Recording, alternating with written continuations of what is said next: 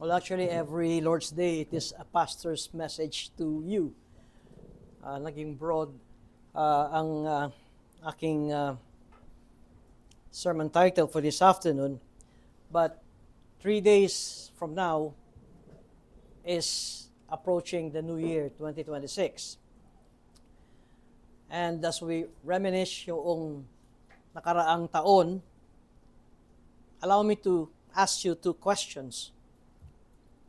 Is the Lord more precious to you as this year comes to an end? The second is, do you feel and experience the increasing preciousness of the Lord Jesus Christ? A good guide for a New Year's resolution, and you can Google this, ay yung Jonathan Edwards resolution. Libre yan. At yan ay kanyang sinulat at a young age. Kaya't mas bagay na bagay nga ito sa mga young or youth. At you could imagine, sa kanyang kabataan ay meron na siyang sinulat na resolutions na ito. This afternoon, I would like to preach about perseverance and endurance as well. At ito ang aking nais na message for this last Lord's Day ng year 2025. And I would like to quote, this would be a selected scriptures from my sermon for this afternoon, and I would like to read Philippians chapter 3 verse 12, written by Apostle Paul to the Philippian believers. And it says, "Not that I have already obtained this or am already perfect, but I press on to make it my own, because Christ Jesus has made me His own." Let's pray. Your words are indeed more precious than silver or gold. But without the anointing of the Holy Spirit, your words will be just ordinary words for us. We ask you, Heavenly Father, that do open our minds through the ministry of the Holy Spirit, that we may understand your words, and we may experience the gladness of having the knowledge that you have given us. As we study and open your word, may we also be reminded that this is part of our worship to you, our sovereign Lord. In Christ's name, amen. I think this is one of the best biblical definitions concerning perseverance and also endurance. And in Philippians chapter 3 verse 12, I think that we could get three biblical truths from this passage. Unang-una, doon sa may bandang hulihan ng sinabi ni Apostle Paul, because Christ Jesus had made me His own. Now, if you are a believer, ay dapat ito rin ang ating sinasabi, that I am owned by the Lord Jesus Christ. And this is the foundation, I would say, of Apostle Paul's perseverance. It's because, not of his own strength, but because Christ owned him. Naiisip ba natin ito sa buhay natin araw-araw, na hindi tayo may-ari ng ating buhay?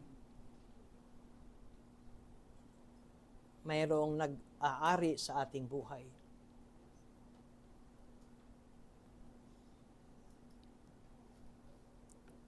If you remember in John 15 verse 16, ito ang sinabi ni Jesus sa kanyang mga disciples, "You did not choose me, but I chose you." Paano ba tayo naging believer? Paano tayo na born again? Paano natanggal yung sinasabi natin kaninang umaga na veil, and this is talking about the veil sa tabernacle, and though the Israelites were doing the routine ng animal sacrifice, but they're just doing it just for rituals. But without understanding what's the reason behind their sacrifices. It's just like yung mga taong nagsisimba linggo-linggo, nagsisimba lang sila linggo-linggo dahil nakasanayan na itong magsimba linggo-linggo.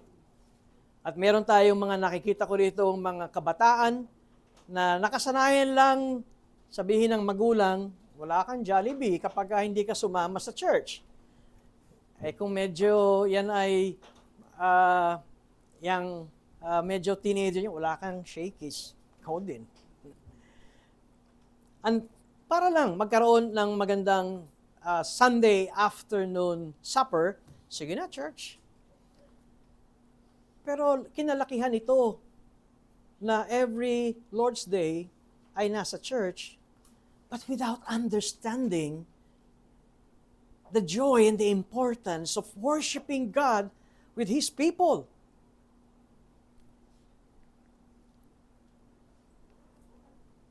Pero kay Paul, he understood it very well. The reason why Paul was saved, tandaan natin, Paul was a persecutor of Christians. Ikinukulong niya ito.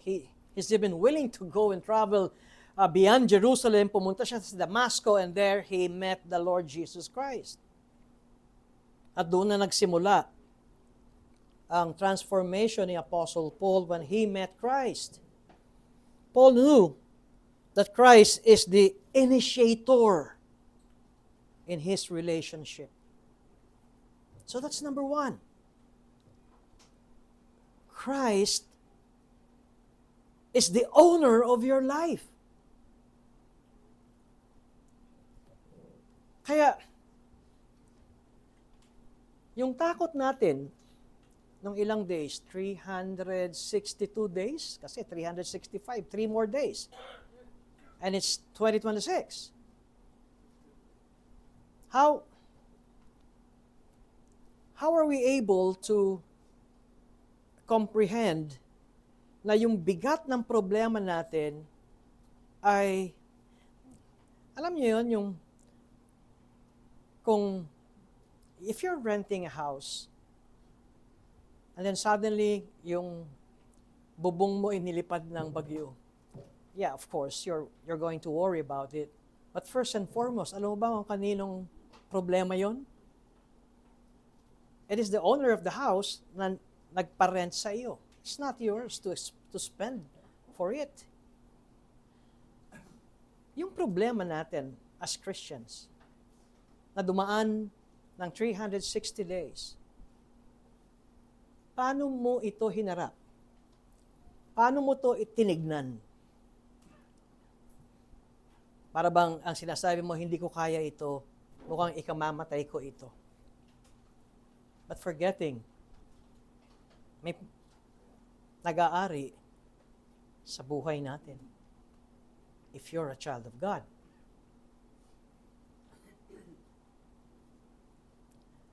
Kung minsan, kahit ayokong mag-Facebook at mag-YouTube, talagang automatic sa cellphone ko yung malabas. At natutuwa ako yung, alam niyo yung malaking aso binubuli yung maliit na papi. Tapos biglang dumating yung mas malaking aso, yung tatay nun. Ewan ko kung napanood yun, bigla nilang humiga yung nambubuli. Hindi ko kaya yun. So that's number one. Number two, ang sinabi ni Apostle Paul, not that I have already obtained this or am already perfect. As Christians in this world, sabi ko nga wala namang perfect na Christian unless ang pangalan mo ay perfecto. But there is no ultimate arrival or either masabi nating a perfect Christian living prior to standing face to face with the Lord Jesus Christ. So, ang ibig kong sabihin, habang tayo ay nasa mundong ito, and welcome 2026, and we need to be prepared, and we are still in the process, and in the midst, na mayroon tayong pakikipagdigma. And also, we are still running the race.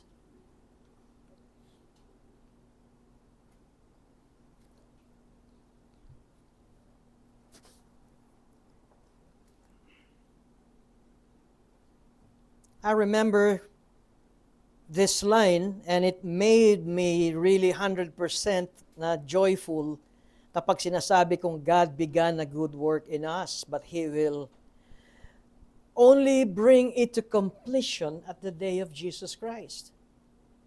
And so what does that mean? That despite the fact that it is ultimately God's work, yung God began a good work in us. But it is also done through our work. Let me qualify that. That God began a good work in us, and He will faithfully, ito nga yung point, na siyang magiging matapat na tayo ay Kanyang tutulungan, that we may be able to complete it. Para bang ang dating ay, God will do everything. Ang sabi ko nga, it is done through our work, not instead of our work. Point is, yun yung sinabi ni Apostle Paul, not that I have already obtained this or am already perfect, but I press on to make it my own. And so Paul is saying that we must press on and make it our own. Kung marami tayong narinig about the grace of God, well, it's true that we were saved only by His grace and not of our works. Even 0.0001 ay wala tayong kinalaman doon. It's all of God. But now that you are God's child, anong gagawin natin? We must press on. Hindi yung panay prayer lang, and then aawit tayo ng I will let go and let God do what He wants to me. Oh, no. We must press on. There are times that we need to define the saving grace and the grace that God has given us na ngayon ay ligtas na tayo. Have you heard of the teaching, the means of grace? Now in Westminster Larger Catechism, merong definition of what this grace is. It is the word, the sacrament, at ano pa yung isa? Prayer.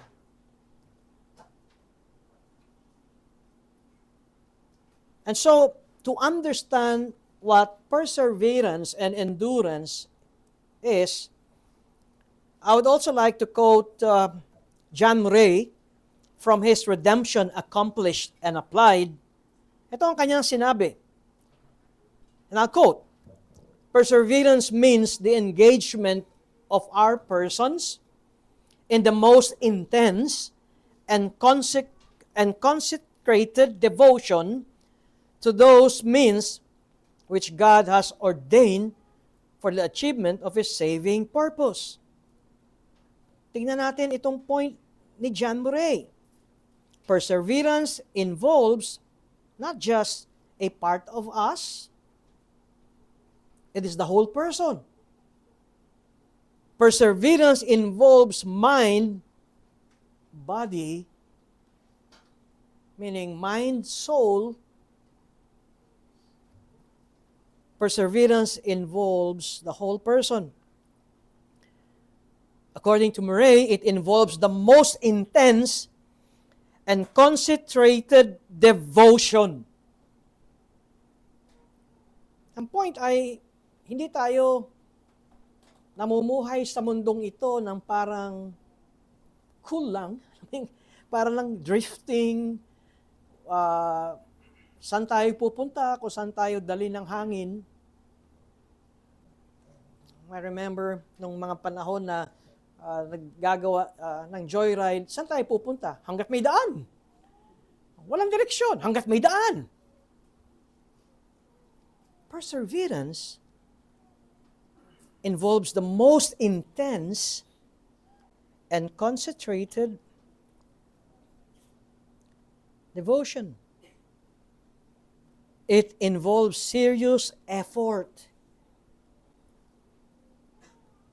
Kaya nga, Christian life na itinuturo ni Apostle Paul is like a fight. Diba sabi niya, nagsha-shadow boxing siya. Pero hindi shadow boxing na suntok na walang tinatamaan. He's aiming for something. At sinabi rin ni Apostle Paul na ang Christian life is like a race. You not only join a race, you have to train. And kapag ikaw ay sumama sa takbuhan, your aim and your focus ay doon sa finish line.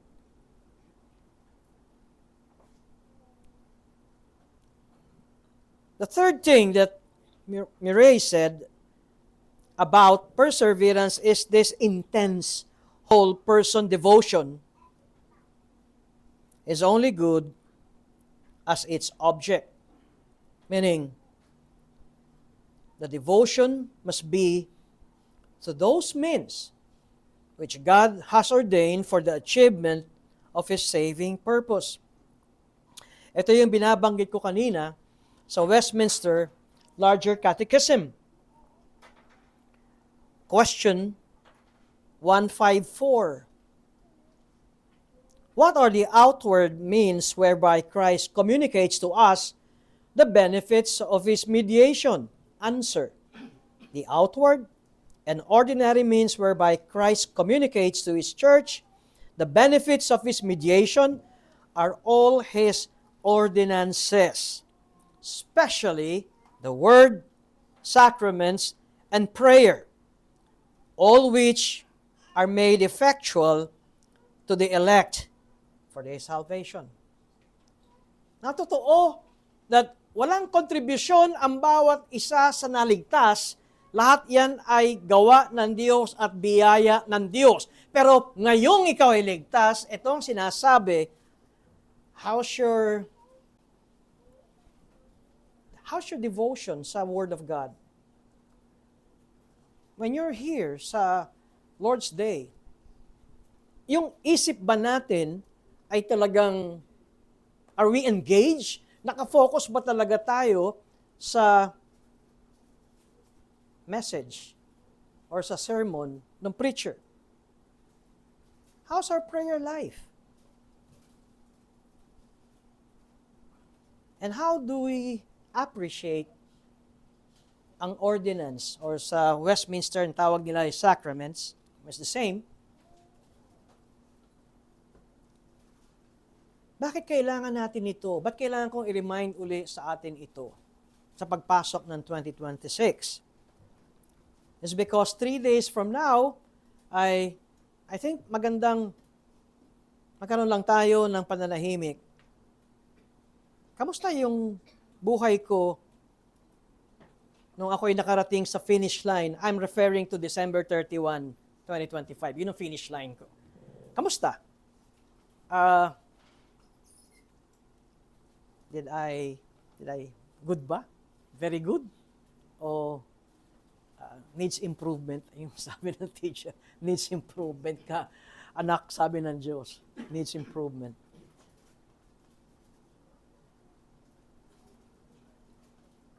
You know, as we think of endurance of the saints, o kaya enduring to the end, and also finishing well,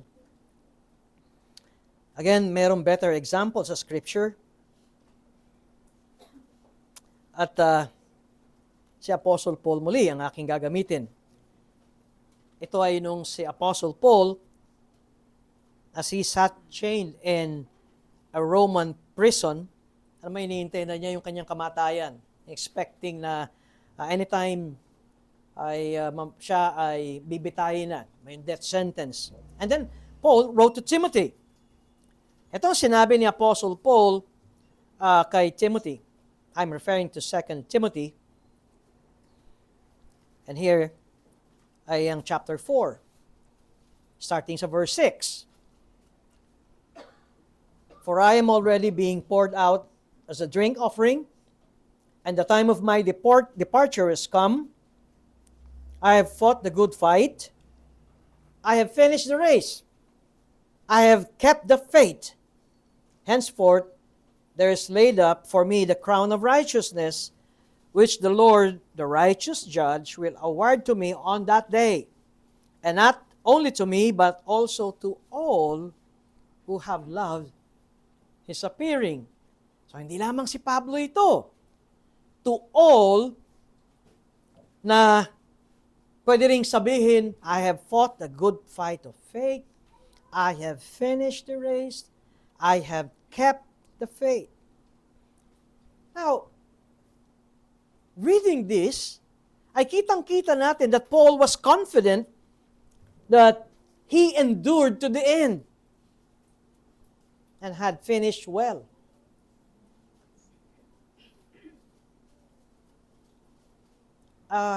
Sinasama ba natin sa prayer life ito?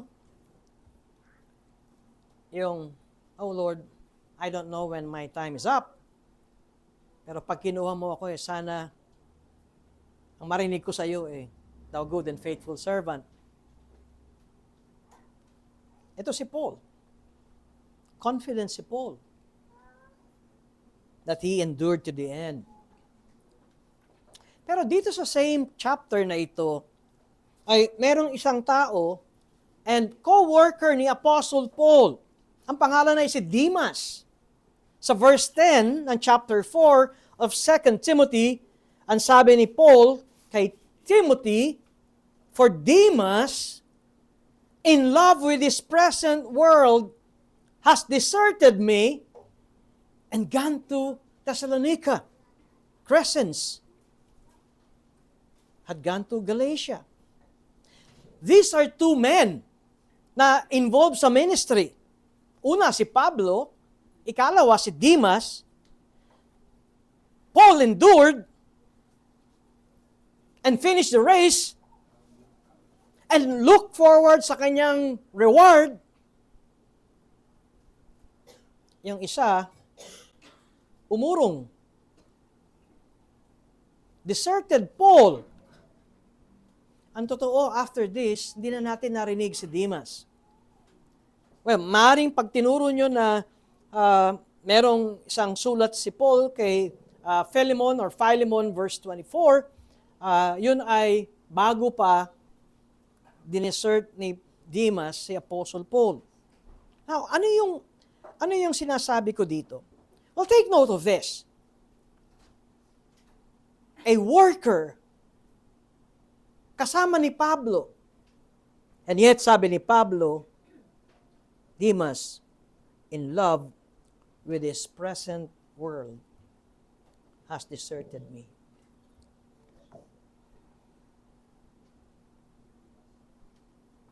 Well, he must be a promising young man with a promising future. Yet, as far as the scripture says, he did not make it to the end. Hindi ba't nakakagulat ito? And so, if you know the doctrines of grace, na hindi mawawala ang kaligtasan sa iyo, and I'm so thankful na maraming mga kabataan ngayon who is so in love with the doctrines of grace, kumisa yung tawag namin, the young and the restless. And I pray na itong mga kabataang ito will be faithful hanggang sa katapusan.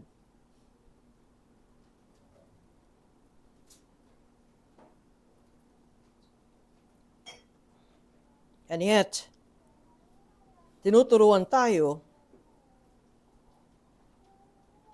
we don't know what's waiting for us sa future. We don't know. Only God knows. Hindi ba't ito ay mainam na maisama natin sa ating panalangin? Help me to finish the race, Lord.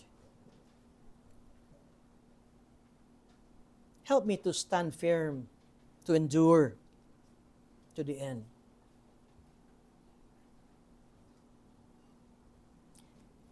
Let's go back to Demas.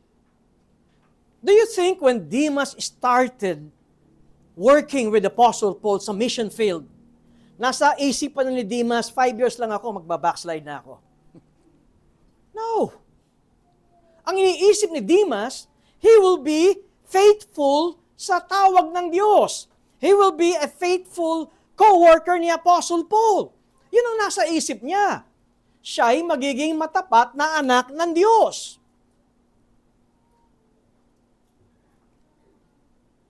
Ang naging problema lamang, he did not finish well.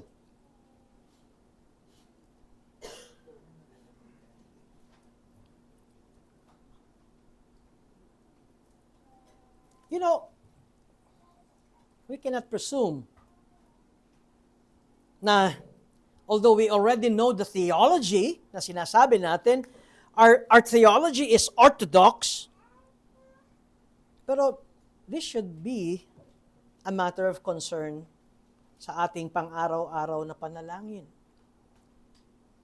How many fallen pastors ang nabalitaan natin nang nangyari nitong nakaraang taon? And one of those is one of my heroes. I spent with him for 5 days sa seminar, and the way I assessed him, ay napaka-soft ng kanyang character and personality, at napakagaling magturo. Kaya't nung nabalitaan ko, nabasa ko yung news, I think I was paralyzed for more than 10 minutes. Hindi ako makapaniwala. Ano nangyari? Ba't bumagsak ito at nagkaroon ng adulterous relationship? Na nagsisimula pa lamang na maging isang internationally renowned young pastor and theologian.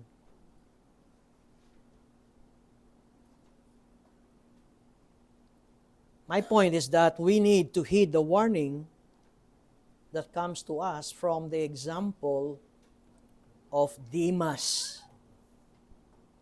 Sa pagpasok natin ng bagong taong 2026. Now, the foundation, again and again, na marinig nyo itong laging pinipreach ko,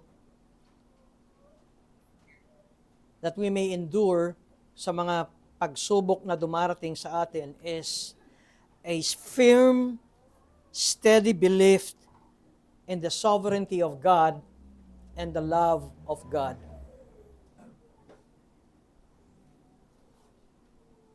Aminin natin, itong 2025, life is difficult, di ba? Hirap ng buhay. Mahirap ang buhay sa trabaho, mahirap ang buhay sa material, mahirap ang buhay pati sa tukso sa pamumuhay natin as Christians. Ilang Kristiyano ang pinagpapalit ang kanilang pagmamahal sa Diyos sa panandaliang sarap at aliw. Thinking that God does not see or know what ang konong ginagawa nila. Sa mga matatanda, ilan yung mga very senior natin dito, tanongin nyo sila, Aminin nila, mahirap ang buhay. Kaya yung gray hair na yan ay may wisdom sa hirap ng buhay. Kaya napansin nyo na yung mga very, very senior, baby boomers and even beyond baby boomers, di ba? Kita mo, tambak ng tambak, ipon ng ipon, ipon ng ipon. Hanggang sa parang yung inyong bahay ay naging, anong tawag doon? Junk shop. Pwede pa yan. Pwede pa yan. Napansin ba ninyo ang mga, mga millennials at Gen Z? Tapo na yan, tapo na yan.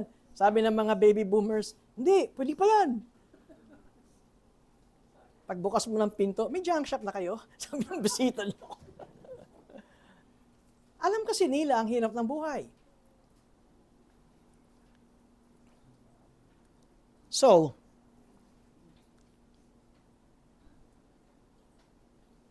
if you want to endure to the end, if you want to stand firm in the face of life's difficulties and also pain, huwag niyo sabihing hindi sumakit ang puso niyo nitong taong 2025.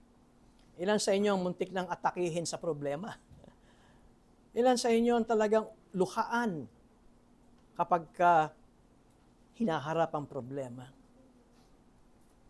Kung itong mga bata ay sabi nila hindi pa namin na-feel yan, huwag kayong magmadali. Sigurado madadaanan nyo yan. And so if you want to endure to the end, then you must have a firm belief in the sovereignty of God and the love of God. You must not only believe that God is in control of every event in His universe, and especially every event in your own life. Alam niyo yun, walang aksidente sa Diyos, walang aksidente sa buhay mo. Yung oops, nakatulog ang Diyos, hindi niya namalayan, kaya nagkaroon ako ng ganitong karanasan. But that God is in control and exercising that control. Totoo naman, kapag meron tayong mga naging problema, kasalanan natin. But the thing here is that pwede naman pigilan ng Diyos yun. And why did God allow it to happen? Natandaan nyo ang Lamentations chapter 3, verses 37 and 38. Well, yung lang Lamentation, alam na natin, sa Tagalog yan, panaghoy. So, alam nyo na, nung pag binabasa nyo yung panaghoy, ang damdamin nito ay malungkot. Pero ito sinabi sa Lamentation 3, 37 and 38, Who has spoken and it came to pass, unless the Lord has commanded it? Lahat na nangyayari is commanded by the Lord. Pati yung mga dark providences mo, pati yung mga pangit na karanasan mo. Tama ba? But that's what the Scripture says. Is it not from the mouth of the Most High that good and bad come?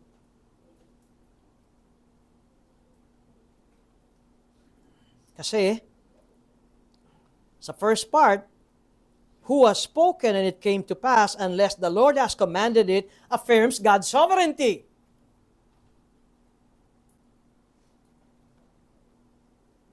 Good and bad, may karugtong, and so that's God's sovereignty over the actions, over our own actions, and even the actions of other people. Kaya, kung maintindihan natin ito, kung naging masakit ang naging karanasan natin because of others people's plan and work, and they are sinful actions of other people. At kung maliwanag sa atin ang teaching na ito that God is sovereign and in control of those actions, will you be tempted to be bitter?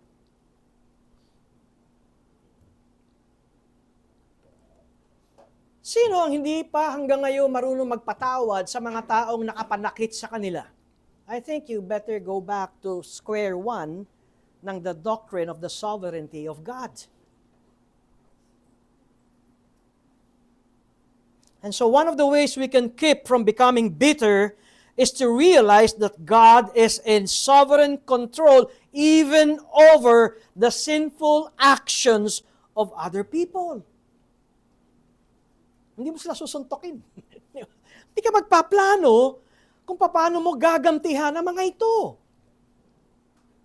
A classic example ay yung buhay ni Joseph.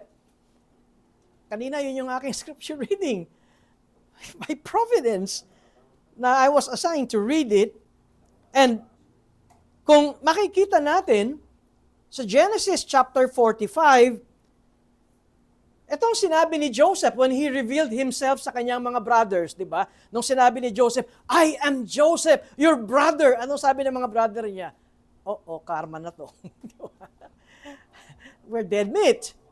Pero, anong sinabi ni Joseph?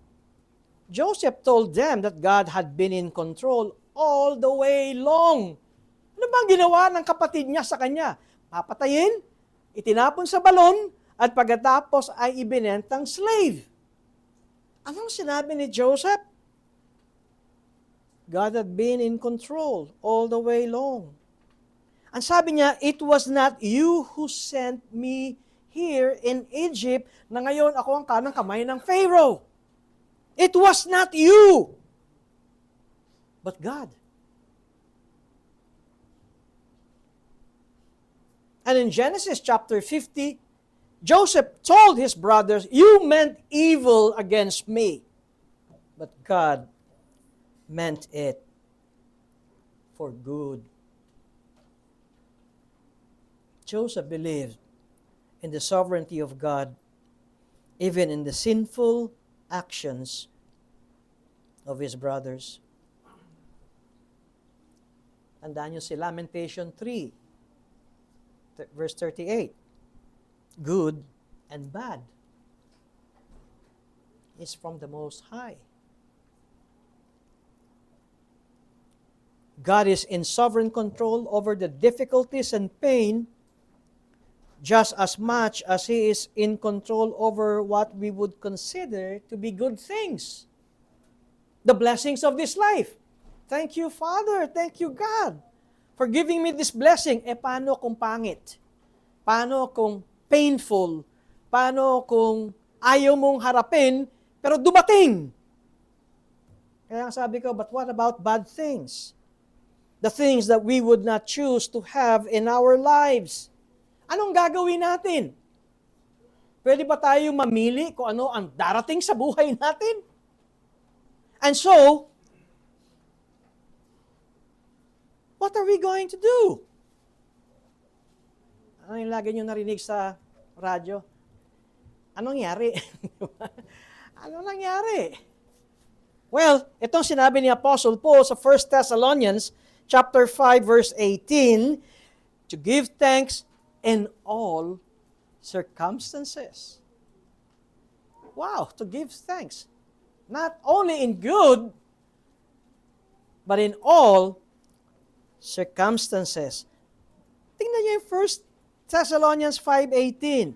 Give thanks in all circumstances, may karugtong, for this is the will of God in Christ Jesus for you. Kahit pangit, kahit ayaw natin. Alam nyo, we should be men and women na naririnig at nakikita sa atin ang pasasalamat at papuri sa Diyos, no matter what circumstances we are experiencing.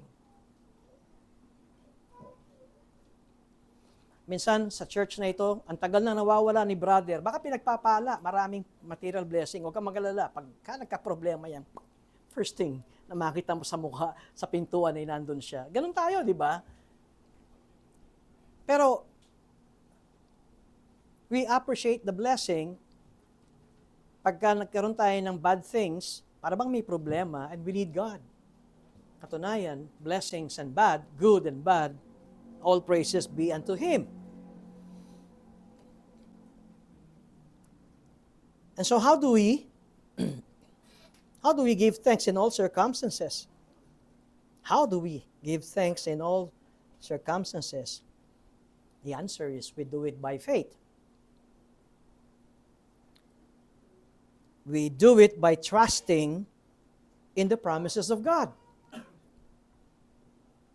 And di ba sinabi ni Paul sa Romans 8, verses 28 and 29, God causes all things to work together for good to those who love Him.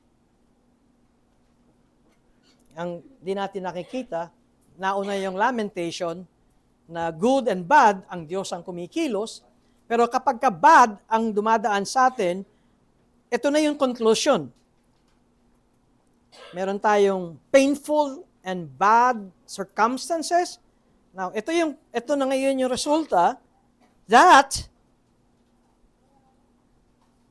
it's for the good to those who love Him. Mapait ba ang buhay mo ng 2025? Number one, pag natanggal ang bubong ng bahay na inuupahan mo, sabi ko sa'yo, kaninong concern yon? It's the owner's problem. It's not mine. All I have to do is phone him or text him, Ma'am, sir, lumipad po yung bubong ng bahay ninyo. At kailangan niyang palitan. We do it by trusting in the promises of God. At pagkatapos dun sa Romans 8, kuminsan hanggang 8 Romans 28 lamang tayo rather. Romans 8:28. Pero merong verse 29. At ang verse 29 says that we may be conformed to the likeness of the Lord Jesus Christ. That we may be conformed to the likeness of the Lord Jesus Christ. This is what God is after. God wants to conform us to the likeness of Christ. Kaya tayo may problema eh. Get the point? Kasi hindi naman talaga lumalabas yung ating totoo kapag marami tayong pagpapala. Kapag marami tayong problema, doon lalabas ang totoo.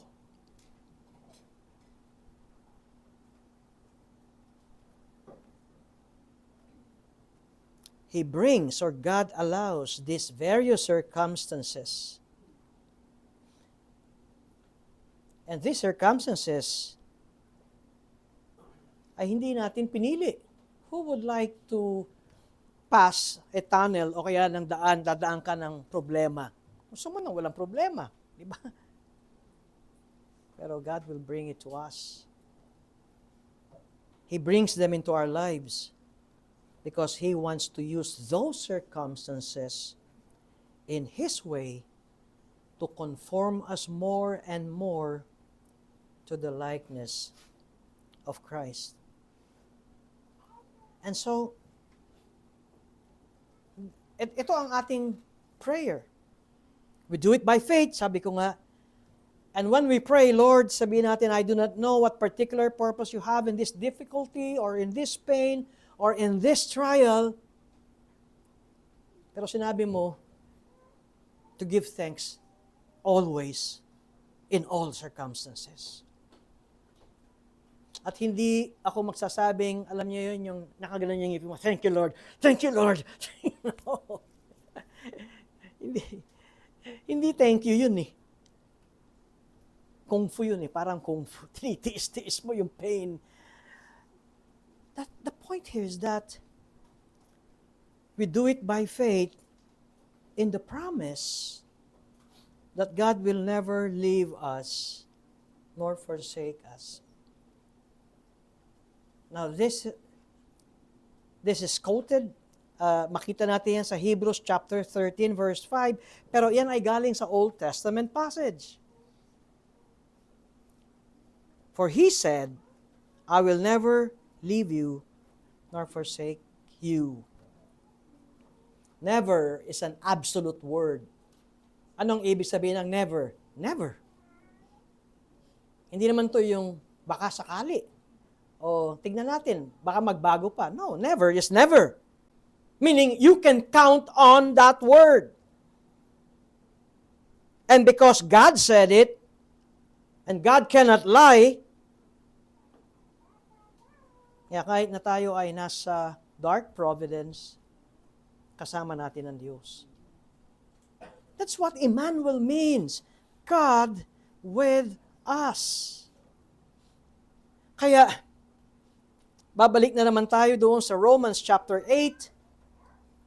Now, in verses 38 and 39, that nothing will separate us from His love in Christ Jesus. Are you a child of God?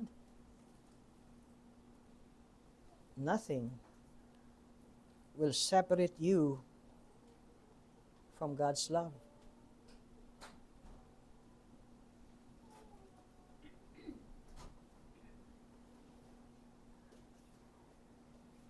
And kung biglang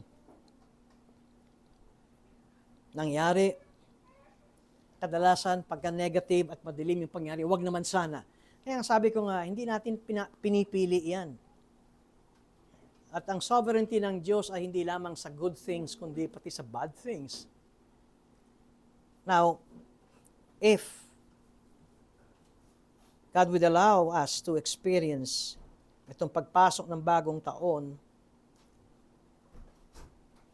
and you're so down at sinasabi mong you have nothing left,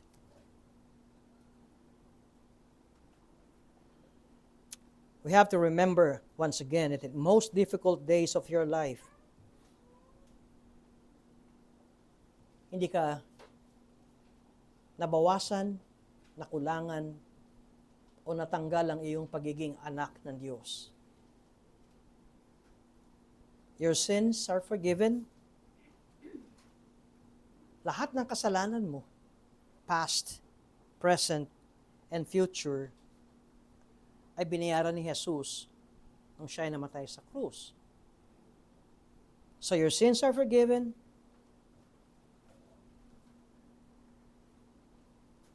Even our doubts are forgiven because of the gospel. Minsan ang gospel, akala natin pang unbelievers lang. Gospel is also for believers. Gospel is good news. Gospel is the Father sent His Son to die for the church, for the elect, for His people.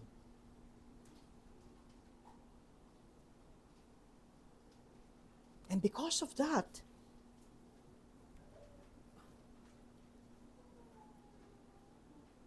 God will never leave us nor forsake us.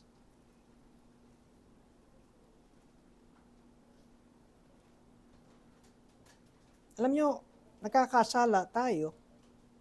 Nakagagawa tayo ng kasalanan kung minsan ay gawa ng mga unbelievers.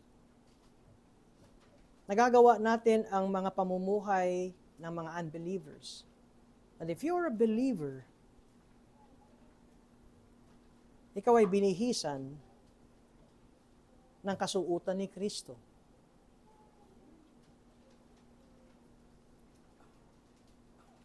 We were made righteous. We were clothed ng kasuutang katuwiran ng Panginoon. And so what's the difference between endure and perseverance? Nakalimutan ko na yun. Kanina yung simula ko.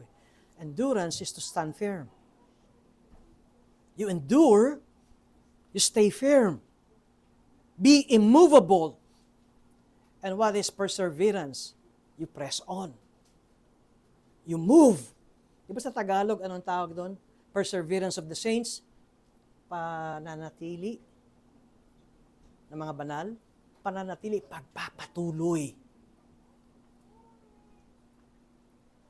The word endure ay parang tayo nakaangkla that we are not to be carried about with every wind of doctrine. Theologically speaking, matibay ang ating pagkapit sa orthodox faith. Hindi tayo kakaliwa o kakanan. Endurance is, katulad ng sinabi ni Paul, I press on. Kaya, ang tamang understanding ng grace after that you have been saved, yung sinabi ni Paul, I am what I am by the grace of God, hindi yun yung wala akong ginawa. Now that I'm saved, I need to press on. Meaning, I have persevered, ang sabi ni Apostle Paul. Nung sinabi niya, I have finished the race, I have persevered. And kapag tayo ay sinalubong ng problema, we need to stand firm. At ilang beses tayong talagang magiging firm? Maraming beses. But not only to stand firm, but to press on. We must move forward. We must persevere. You must be like Paul, na masabi natin, I have fought the good fight, I have finished the race, I have kept the faith. At for 2025, at pagpasok ng 2026, panibagong labanan na naman ito. Now, this year is really a bad year financially speaking. Napansin niyo naman siguro, ibang-iba ang Pasko ng tao ngayon. At laging kapos ang iyong pera. Lagi bang kapos ang iyong pera? Merong isang magandang halimbawa sa Old Testament. Natatandaan niyo yung widow sa Sarephat?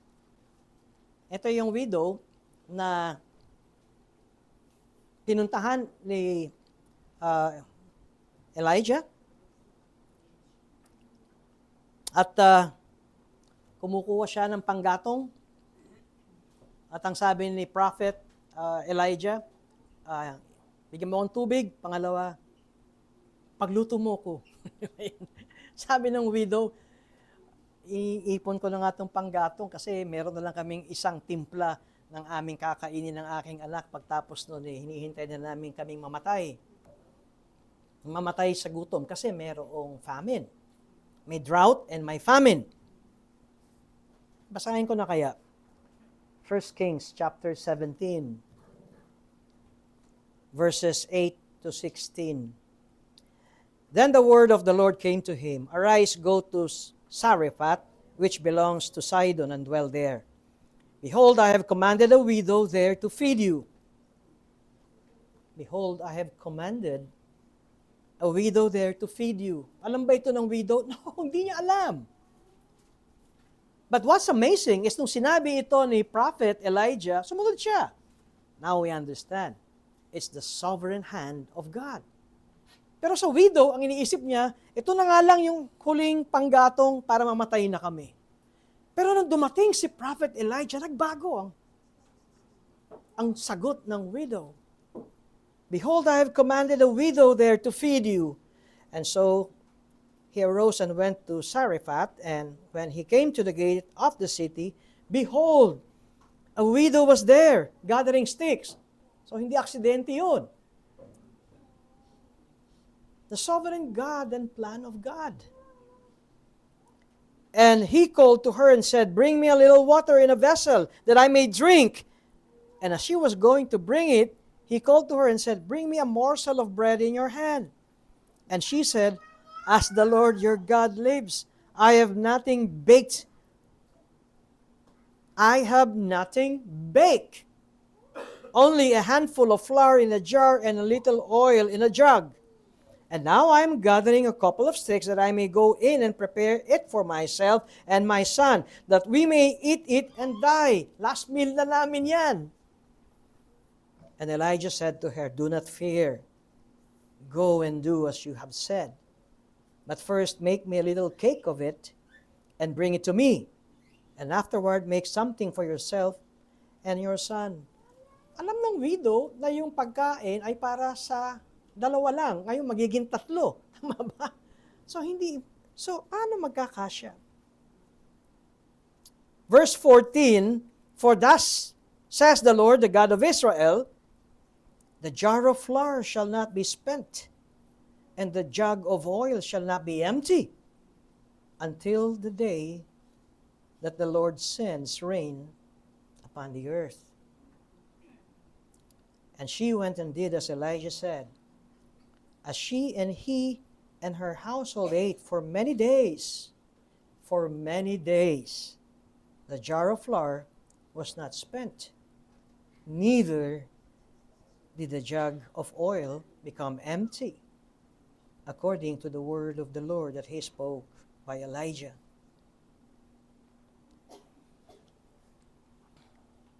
Hindi nangako ang Diyos through Prophet Elijah na yung iyong kamalig ay magiging siksik, liglig at humaapaw.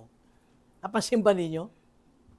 Kasi gusto natin yun eh. Lord, bless me. Siksik, liglig, umaapaw. Not in this instance.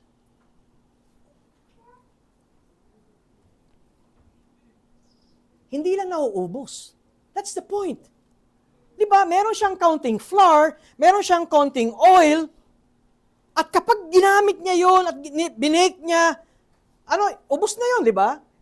Pero kinabukasan, may flour uli, may oil uli. Tama lang. Alam niyo yung term na, sakto lang.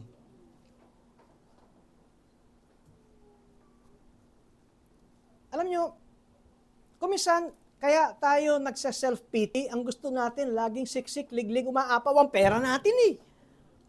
Laging marami tayong pera para meron tayong kapayapaan. Pero, napansin ba ninyo, matatapos na ang taong 2025, hindi tayo nagutom. Hindi tayo nagkasakit. Sometimes, God's greatest provision is not abundance, but sustained sufficiency. Paluha-luha tayo, Lord. Bakit sila merong nabubunot? Ako, wala. Tandaan ninyo yung widow na ito.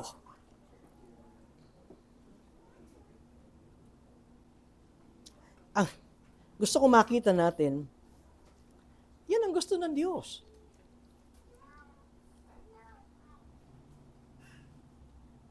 Hindi binigyan ng Diyos ng warehouse ng arena yung widow, right? Kasi yun ang gusto natin, pag nagbuhos ang Diyos, punong-puno. Pero hindi ganun ang naranasan.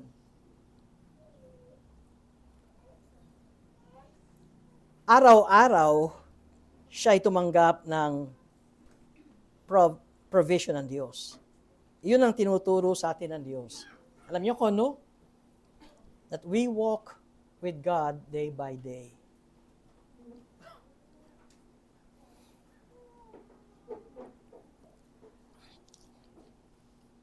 Merong celebrity na nabasa ko yung kanilang article. This couple ay kilala sa mga nag-a-advise and counseling. Patungkol ito sa kanilang relasyon bilang mag-asawa. At ang sabi niya ay ito. As Christians, nakakalimutan natin talaga how blessed we are. Ang point niya ay, pareho kaming Christian ng asawa ko, pero it came to a point that I realized that God has blessed us a lot. Pero dati, ang dalas namin mag-away. Meron ba ritong madalas mag-away? Mag-asawa. Pero ang sabi niya, nung naunawaan ko ang gospel message,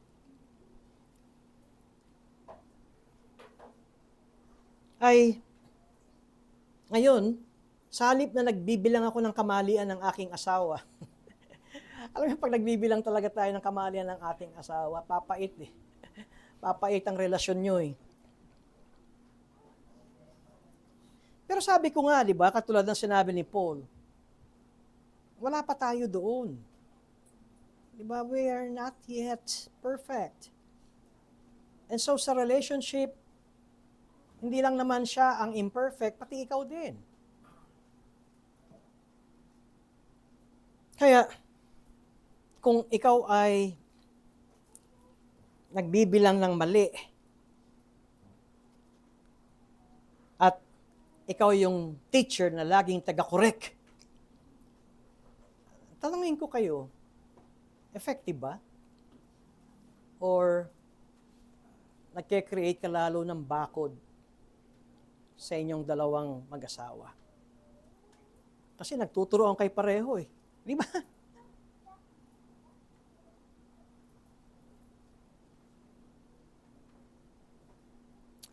Dahil mayroong mga mata that always search for imperfection, for flaws.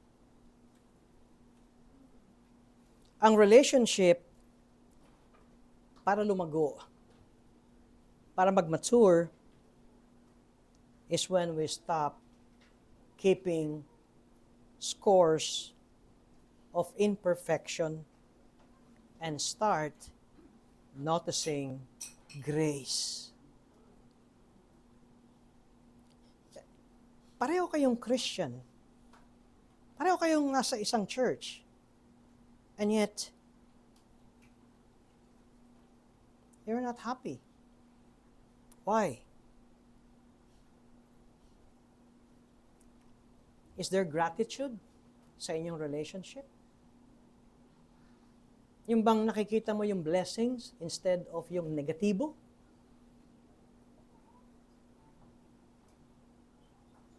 You know, when gratitude leads, love is in the air. Love feels lighter.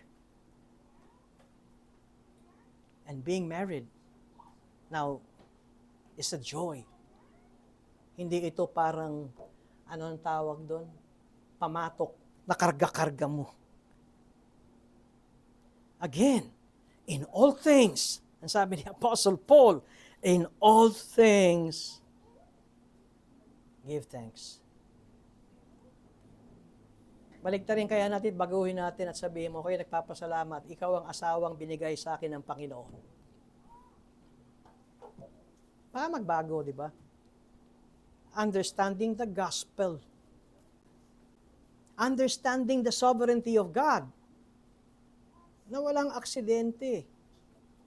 Yung, soli na kita sa magulang mo. 30 taon na kayong magkasama, soli ka pa sa magulang mo. And yet, pareho kayong Christians. We need to go back what gospel means. That for God so loved the world that He gave His only begotten Son, that whosoever believes in Him will not perish, but will have everlasting life.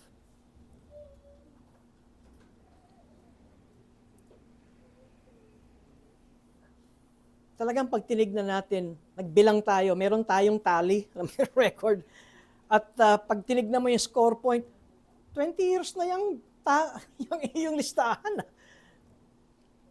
Nasaan na yung gospel? Nasaan na ang kilos ng Diyos sa buhay natin? And also, I would end to this. Kung sino pa ang hindi sumasampalataya sa Panginoon sa lugar na ito,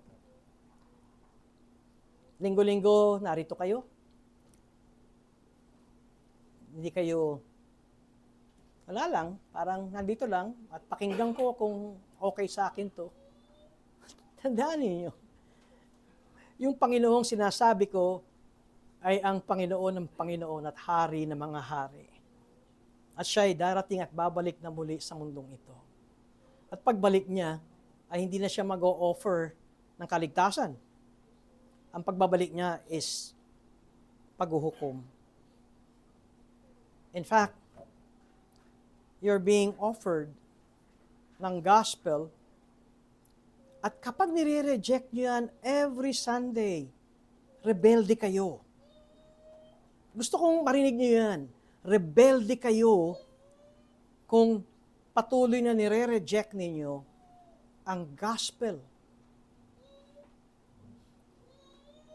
In fact, pinagpala nga kayo kahit di kayo mananampalataya. Dahil may opportunity na kayo ay magpakumbaba kay Kristo. And so, ang dalangin ko, sa hindi pa mga mananampalataya, be it here o sa YouTube, lumapit ka kay Christ.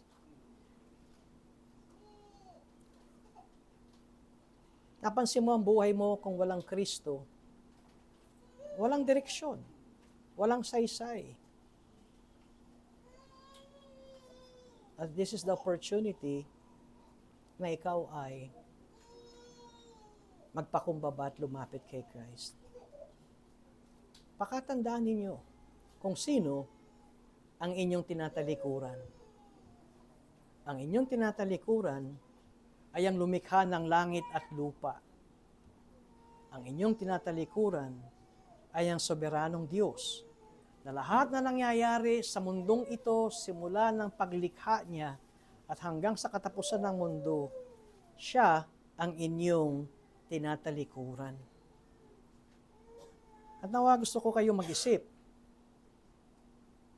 na itong sinabi ni Jesus, siya ay naparito upang wasakin ang gawa ng Diablo at iligtas ang mga makasalanan. Seryoso ito. Alam niyo kung minsan, ang akala niyo ay may blessing na kayo kapag kayo'y nandito sa church worship. Wala kayong blessing kung wala si Kristo sa iyo. At ang kaligtasan na hindi napapasa, kung ang magulang mo ay ligtas, hindi nangangahulugang ikaw din ay ligtas. Ang kaligtasan, ikaw ay lalapit kay Kristo. Nawa, sa dami ng narinig niyong pangangaral sa pulpit na ito, hindi lamang isang taong kayong narito, pag-isipan niyo mabuti kung nagbabaliwala pa rin kayo sa inyong buhay at kung sino si Kristo sa inyong buhay. At nawa, kayo ay makitaan ng kababaang loob ng paglapit sa Kanya. Manalangin po tayo. Kami, Panginoon, ay nagpapasalamat sa araw na ito. Huling Lord's Day ng taong 2025. Mahirap ang buhay. Mahirap ang taong ito. But you have sustained us. At kung kami, Panginoon, ay naging matabang sa inyo ng taong 2025, may we resolve that this coming 2026 ay magkaroon kami ng buong pagpapasakop, pagsunod sa inyong salita, at masabi naming, mahal ka namin, Diyos. At makita ito sa aming pamumuhay.